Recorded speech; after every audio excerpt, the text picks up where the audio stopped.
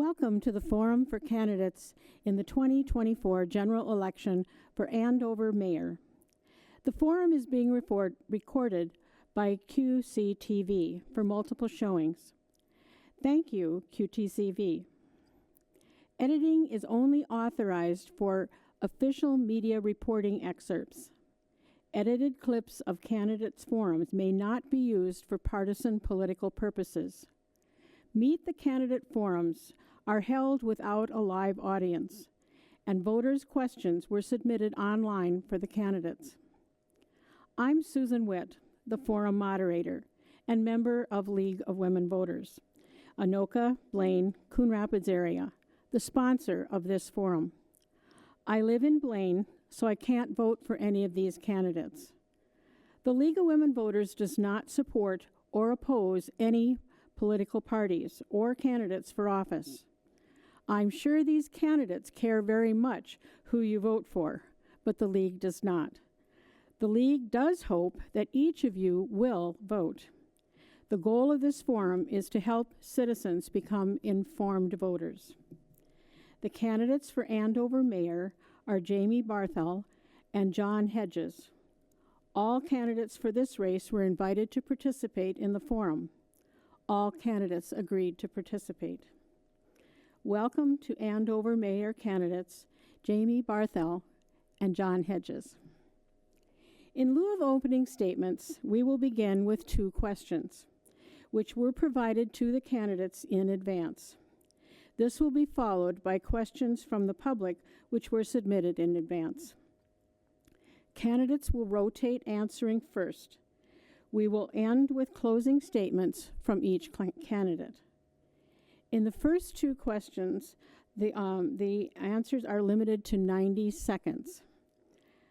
We will begin with John Hedges. What is your motivation to run for this office, and what experience or knowledge would help you to serve effectively? Thank you. I want to thank the League of Women Voters for having us here tonight. It's a great opportunity for both of us to let you guys know what our beliefs are and kind of our whole motivation to run. And so I moved here in 1999 to Andover from Richmond, Indiana, where I was the director of Hofco Outdoor Power Equipment. They were very instrumental in inventing the weed eater. So ran that company, did a really great job. My wife Pam and I have 2 boys.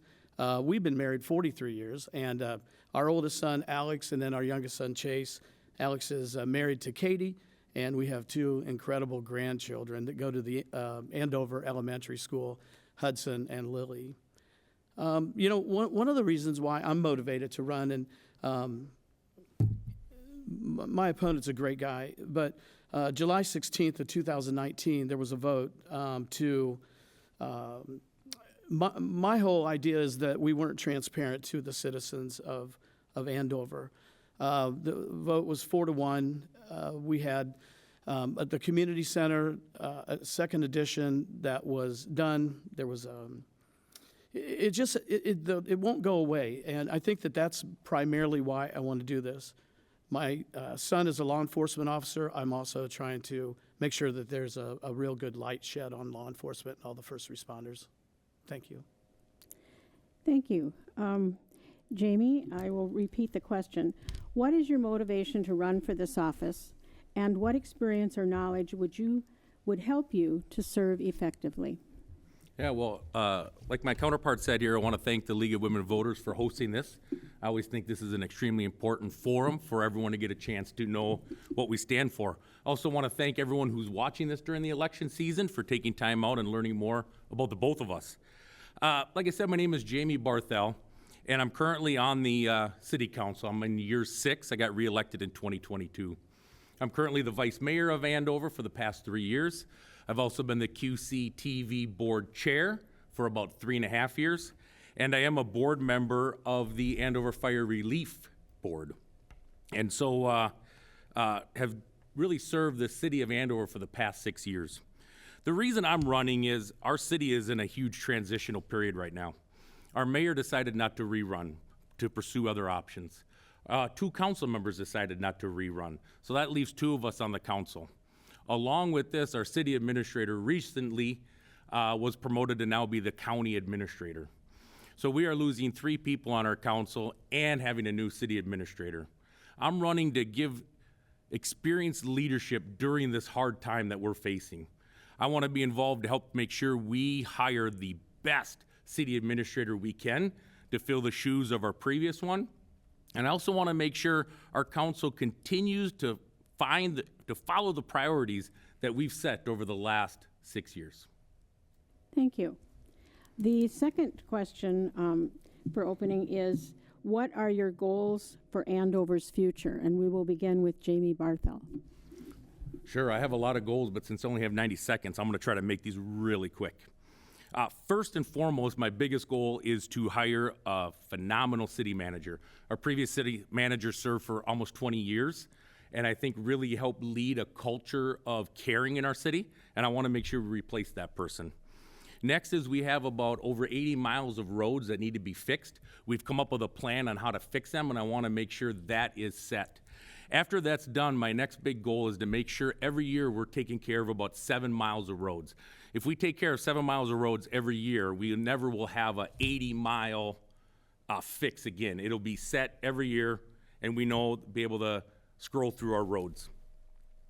One of the other things, if you've watched any city council meetings, I'm very big into development, but making sure our developers follow the rules.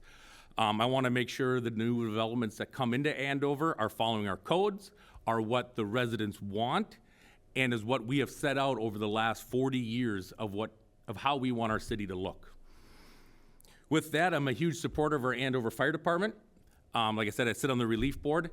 I want to make sure they are fully equipped and fully staffed. I know that can be a hard thing, especially when it's a volunteer fire department, but I want to make sure they're supported. And also, too, one of the big things is keeping our contract with the sheriff's office. I think that saves the Andover taxpayers a large chunk of money every year.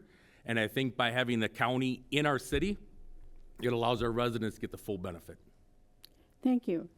John Hedges, what are your goals for Andover's future? Thank you.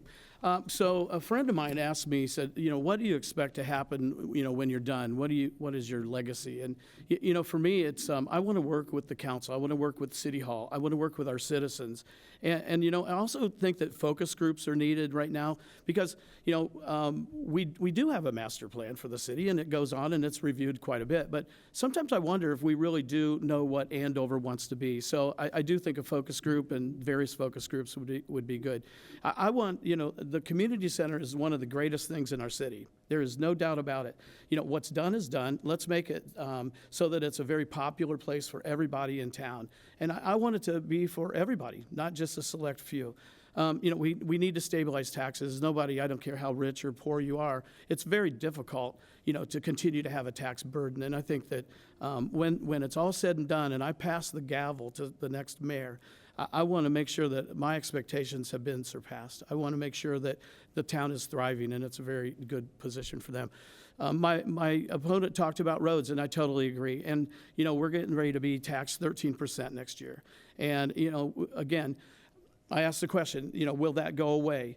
And the answer was, it will not. And I am okay with that as long as we don't ever ask for more taxes. And then Dream Big Andover is an idea I have for entrepreneurs. I would like to try to find grants and state grants, federal grants, so that we can help our citizens. Thank you. Thank you, candidates. I will now ask the candidates to respond to questions submitted online by the public. Responses are limited to 1 minute. We'll begin with John Hedges. What are 2 things Andover is currently doing well, and what are 2 areas for improvement? Okay. Thank you. I think that we're really doing well with our Parks and Rec. I feel like we have so many opportunities for so many people. I think that, again, back to the community center. Again, I'm a huge fan. And, one of the things that we're able to do is let people walk in there in the wintertime. We have sports. We have so many things that happen there. That's one thing. As far as what we can do better, we've got to get our grip on taxes. It is, I know that since I've lived there, our taxes have gone up quite a bit.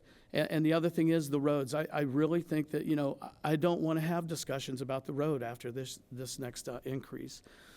So those are that. Thank you. Thank you. Jamie, Jamie Bartho, what are two things that Andover is currently doing well, and what are two areas for improvement?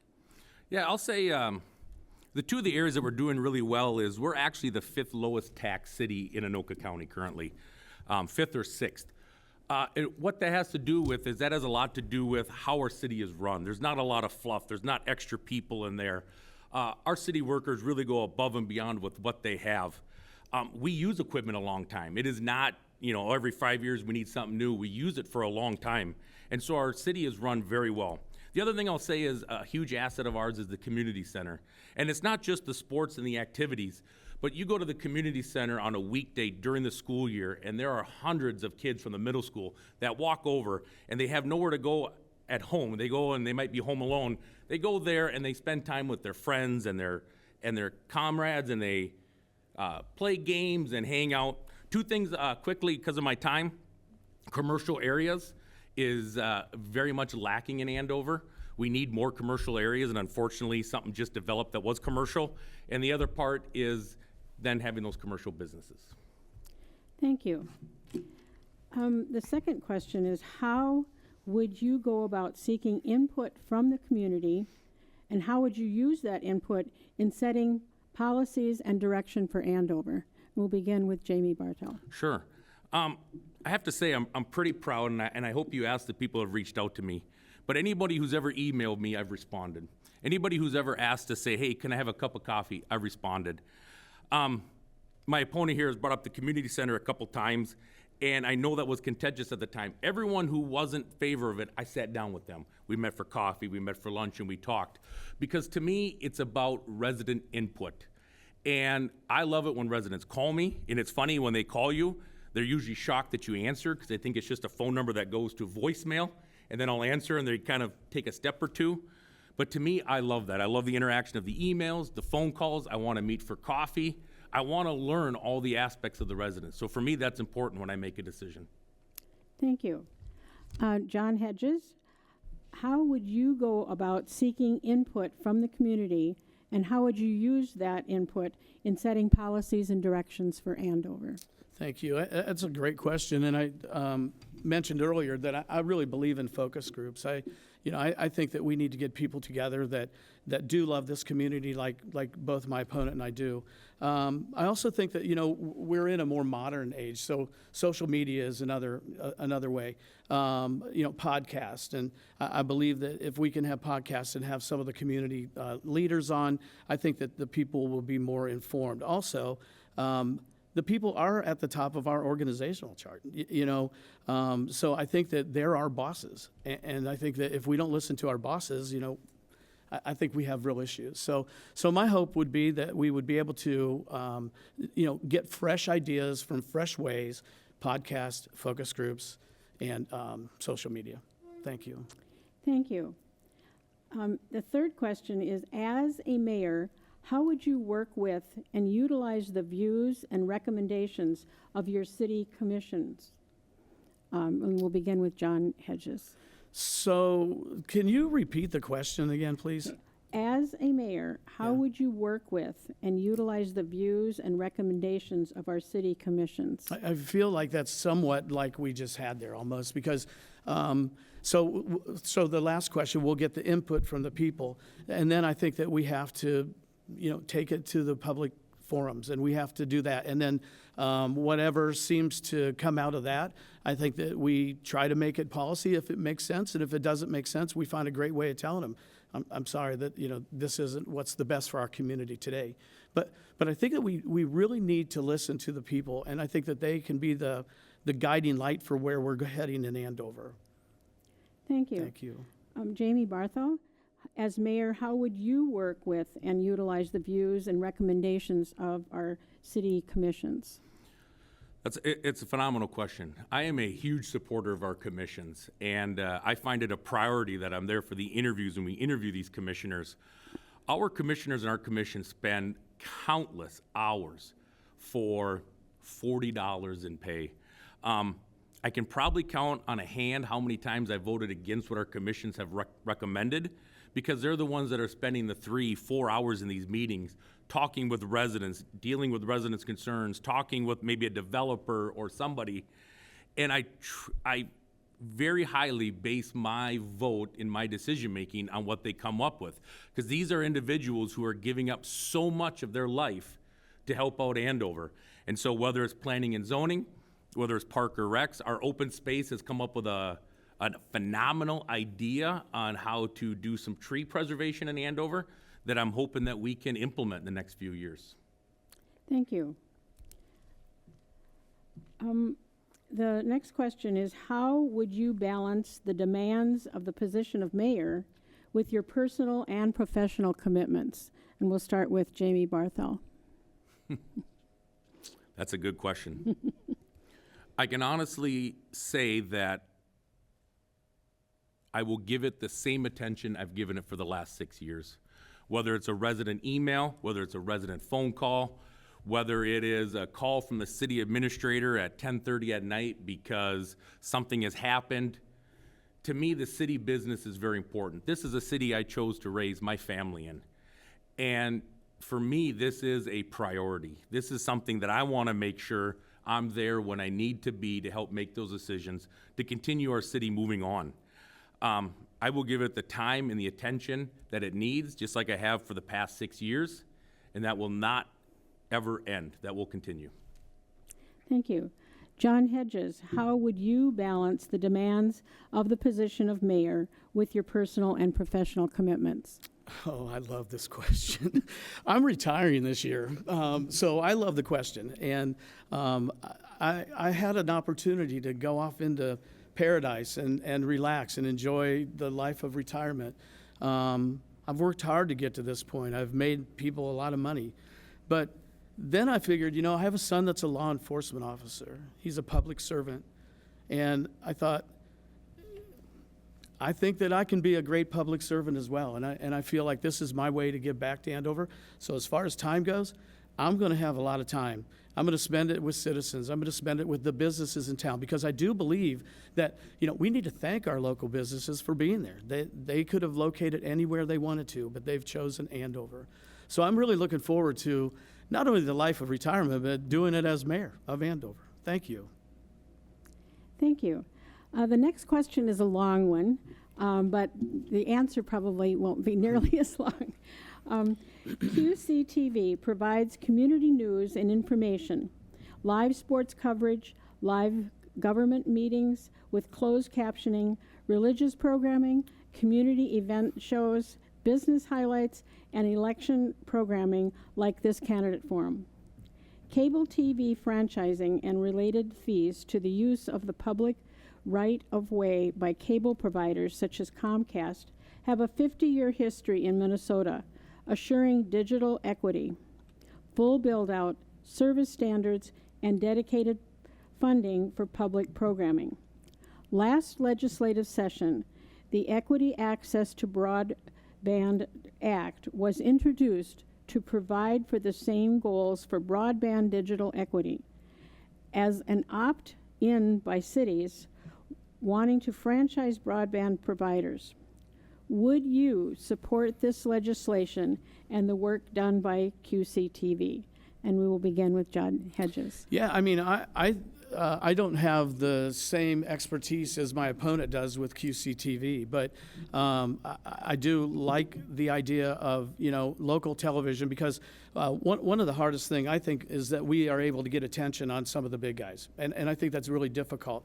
And what QCTV and companies do, and like TV stations do, is they're able to provide that local entertainment. They're, you know, local activities, local this. And by the way, I've actually watched some of the League of Women Voter candidates on QCTV's website, and I want to say thank you for what you guys do. So I would, I guess I really, you know, I'm not ashamed to say that I don't know how to truly answer that question, but just know that I do support QCTV and what it stands for. Thank you. I don't know if you need me to read the entire question again. Go ahead, Jamie Barthel. Well, I'm probably a little biased on this one, and I'm shocked somebody sent this in, was that informed, because it's not something that everyone knows about with this legislation. But as the QCTV chair for the last 3.5 years, I am a huge supporter of what our local cable network does for our residents. And it's the local sports that we get to watch, but it's also the local stories. And if you live in Andover and you have not been to the QCTV website page, check it out, because there are phenomenal stories about business owners, about past council members. There's a variety of good content. Unfortunately, with the whole broadband and the right-of-way and everything going to streaming, we've worked really hard at QCTV to really start navigating how do we function in a society where maybe not everyone is getting cable anymore. Now everyone's going to streaming, they're getting DirecTV or whatever. And over the next 2 years, we're really working on broadening our horizon and what we do to make sure local programming always stays in this community. Thank you. The next question is, what would you do to make sure that Andover is a welcoming and inclusive community? And we'll begin with Jamie Barthel. Well, again, I'm going to say I'm biased here. I do think it is a welcoming community. We recently redid our strategic plan, and our motto really didn't change. It was still about inviting people in. And I think as a city, the reason we do so well is our communities, we're a bedroom community, and people love living here. And when you have National Night Out and you drive around with the fire department and there are 40-some parties in Andover, to me, that is huge. That is community accepting each other.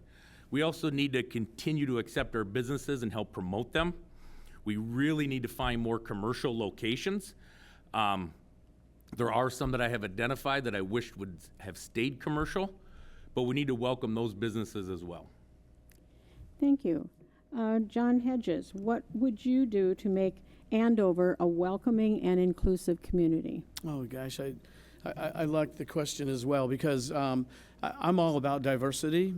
We've seen a change in the way that Andover looks in the last 25 years since we've been there. Part of that comes because just general population, but a lot of it comes because they like Andover. When I say they, I mean we have many different ethnicities, and again, I love it, because when we moved here from Indiana, it didn't look like it does today. And even our children at 7th grade and 3rd grade made a comment that, it's not like home. And so lately it's starting to look more like home, and I absolutely love it. So to make them feel welcome, we will embrace them. One of the things I say is that, we embrace everybody and a welcoming community for law-abiding citizens. And that's where I'm at. I love where we're heading. Thank you. The next question is, what programs and/or services would you like to see implemented or changed for the youth of Andover? And we'll begin with John Hedges. Well, I think that, I coached basketball in Anoka, and then I came over and coached 2 years in Andover. We have great athletic. We have a great feeder program. I think that to have successful programs like in 2022, the boys and girls both won the state hockey tournament. That is gigantic. And you look at, we're from Indiana, and our hometown, Richmond High School, little plug for them, they won the state basketball championship with no classes. So I want to see these feeder programs continue, and I think the way we do that is that we as the council, we make sure that we go and we visit these games, we visit these teams, we be more welcoming and open to them and hear what their ideas are as well. Thank you. Thank you. Jamie Barthel, what programs and/or services would you like to see implemented or changed for the youth of Andover? Yeah, I think we do a really good job right now with the youth in Andover. We have a variety of sporting programs, athletic programs.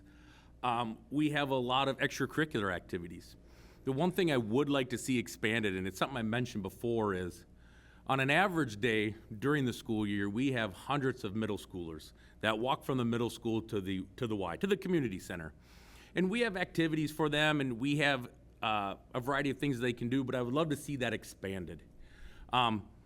These are kids that want to remain social with their friends and don't want to go home to an empty house waiting for their parents to come home. They want to work with each other to get their homework done, and I would love to see more programming, and especially a tighter partnership with the Y to help with that programming, to make sure those kids are coming to the community center, hanging out, and not hanging out in other places in the city. Thank you. This next question is kind of on the other spectrum. How would you support Andover's senior citizens population, and what amenities would you add or to keep our seniors here and involved in the community? And we'll begin with Jamie Barthol. Ooh, this is a very good question. We have a phenomenal senior community, especially in our Gray Oaks neighborhood, where we have a variety of apartment complexes, townhomes. In the Millers Woods neighborhood, we added a lot of villas. There are certain things I would love to see expanded. One of the things that I absolutely love is on a winter day, if you go to the community center, you'll see a variety of seniors playing pickleball. In fact, all the courts are full. And so I'd like to see more amenities of that for our senior population, to be able to come over to the community center, play pickleball, do different activities, and maybe even have some organized programming for them. We do have quite a few seniors that come over in the community center, and they hang out in our community rooms and do various activities, and those community rooms are free to them. And so I want to keep offering that and having our senior population come to the community center and partake in different activities. Thank you. John Hedges, what programs and or services would you like to see I'm sorry, I was reading the wrong question. How would you support Andover's senior population, and what amenities would you add to keep our seniors here and involved in the community? I want to laugh because according to AARP, I'm one of them. You know what one of the biggest problems is for seniors? I think it is the housing. Because, when they decide, and I'm in the same position, at some point I'm going to say my house is way too big, and, getting up and down the stairs isn't as easy as it used to be. I think that if you can go on to the Andover minutes and find out that they're talking about a place called Silvercrest. And I love this because they have independent housing, which then from there, it's probably single floor. And then from there, they can go into the bigger place, which has, it'll have memory care, it'll have assisted living. And I think those are the things that we lack today. So those would be some. And then also what my opponent said about the community center and having the time and a place to walk safely, and all those things that should be available to our seniors. Thank you. For a great question. Thank you. Yeah, thank you. The next question is, what are your ideas to increase city revenues and or decrease city expenses? And we'll begin with John Hedges. Yeah, I can't stand taxes. I understand that, how taxes work, and we have to figure out a way to, spend our money smarter for our citizens. I think that it's inevitable that, things do go up. I think that we just have to find, ways that we can spend our money a little bit better. I think that, businesses, if we can provide more businesses to our community, unfortunately, we don't get that tax benefit from having those guys. But, we do bring in more people spend more money. And, I think that that's probably what we want to try to do, get more businesses in there. Thank you. Thank you. Jamie Barthol? What are your ideas to increase city revenues and or decrease city spending? Yeah, like John said, it's hard in Andover because we're not on a major highway. We're not on an interstate. We're not on Highway 10. So attracting the commercial businesses that bring a huge tax base into the communities is just that's not for us. It all comes back down to the residents. I am proud to say, and I would argue this with anyone, that our city is run very efficiently. Our previous city administrator, which is why I want to make sure we hire a great city administrator again, was very fiscally conservative. We did, like I shared before, we're the 5th or 6th lowest tax city in Anoka County. And we understand that taxes come from the residents, and we make sure we're implementing them in a way that is cost effective to them. And if you see some of the vehicles, the Andover vehicles, you're going to notice they're not brand new. They're not 2024 vehicles. They're 1992 vehicles as a way to save money. Thank you. This is the next to the last question. What efforts should Andover consider to make the city safe for all residents and visitors? And we'll begin with Jamie Barthel. Sure. Well, we have a little secret in Andover that is a phenomenal, and I'll use that word phenomenal, help to us. And that is the sheriff's office is located in Andover. And we use the sheriff for our police force, which is extremely cost effective. It also builds in an SRO for our schools. But there are quite a few communities in Anoka County that use the sheriff's office. But those cars have to leave from the sheriff's station. So the amount of patrol cars that go through Andover is dramatically high compared to other communities, which helps us keep to be a safe community. It's hard to drive anywhere in the city and not see a sheriff's vehicle, whether it's for Andover, whether they're heading to one of our other communities. And to me, it's extremely important that we keep that contract in place with the sheriff's department. Thank you. John Hedges, what efforts should Andover consider to make the city safe for all residents and visitors? Thank you. Again, this is a question that he and we share the same answer. I mean, I got to tell you, I'll go one step further, and I think that, I don't know how many people in Andover know that we're the largest city in Minnesota that doesn't have its own police department. And 25 years ago when we moved here, I just couldn't understand that. That didn't make any sense to me. But as I got wiser and older, I think it's the most brilliant thing that we have. And, bad guys don't like coming there. And the other great thing about this is that now they've put the new 911 dispatch center there. So that tells me that they're not going anywhere. And while we're on that subject, I invite everybody to go to the Sheriff's Open House coming up September 24th from 4 to 7, because to me, that is one way that our community can go and say thank you to them, and we can also let them say thank you to us. Thank you. This is our last question. What will you do to make Andover more environmentally friendly? And we'll begin with John Hedges. Well, I think that Andover has sure had a great dress rehearsal for making us environmentally friendly and safer with the Red Oaks District. I'm really proud of the council. I'm really proud of what the city administration has done. I feel like for 20 years, it's been a really bad deal at the Red Oaks District, and if you don't know what that is, they had contaminated water. I mean, Andover for years was a dumping zone, and then we decided to become a city, and not just a city, but a great city. So my hat goes off to them, and I feel like if we can continue to take that same route with using EPA and some of the other agencies that are out there, whether it's OSHA or whatever, I believe that we will continue to provide some of the cleanest water, cleanest activities, cleanest land, and that's what we want to continue to do. Thank you. Thank you. Jamie Barthel, what will you do to make Andover more environmentally friendly? Well, John and I definitely agree on the clean water, and the Red Oaks neighborhood is finally on city water, and to me that is huge. Couple of things that I want to do, though, is there are other neighborhoods that I still get a little nervous with we need to check out their wells. We need to kind of see what's happening in that neighborhood because maybe it is just an isolated incident, but maybe there's others.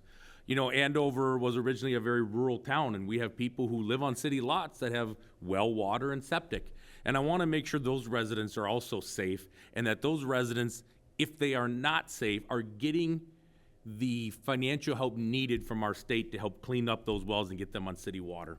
One of the other things I'm very proud of with Andover is how many open spaces we have where we're preserving nature. If you follow me on the city council, especially the last few meetings, there's been some developers that want to heavily develop in our rural areas, and I've been against that because I believe that really affects the preservation of nature. Thank you both. The candidates will now have 1 minute each for a closing statement, and we'll begin with Jamie Barthel. Yeah, well, first of all, I want to thank the League of Women Voters. for this. And I also want to just quickly say on the public safety comment, I forgot about how great our Andover Fire Department is and how many calls they go on. And that's something I want to make sure we are fully invested with in our Andover Fire. I'm deeply grateful for the support that I've gotten over the last 6 years. Not all decisions were easy. Some were hard, some I won, some I lost. But I asked the Andover residents to judge me on how I voted. I'm not gonna, if I'm elected mayor, I'm not gonna change what I stand for and what I do. To me, judge me on how I voted, judge me on the words. I'm not your typical candidate. I don't take donations in, and I know I've shared that in the past. I just don't. I wanna be for Andover residents, not someone who gave me a variety of money. I would truly be honored. I have loved the last 6 years serving on this Andover Council, and I would be honored to continue on as your mayor. Thank you. John Hedges, your closing statement? Yeah, thank you. And again, like Jamie, thank you so much for the League of Women Voters, Anoka and Blaine and Coon Rapids. I think that this is a great forum.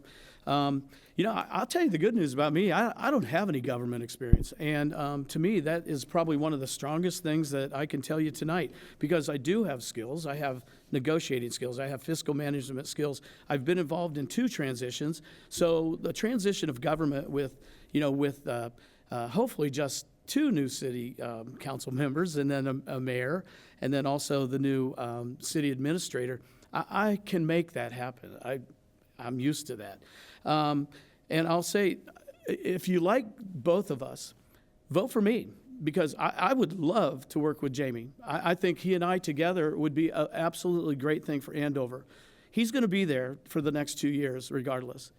I think it'd be great to work with him. Thanks again, you guys. I really appreciate all this. It's been great. Thank you.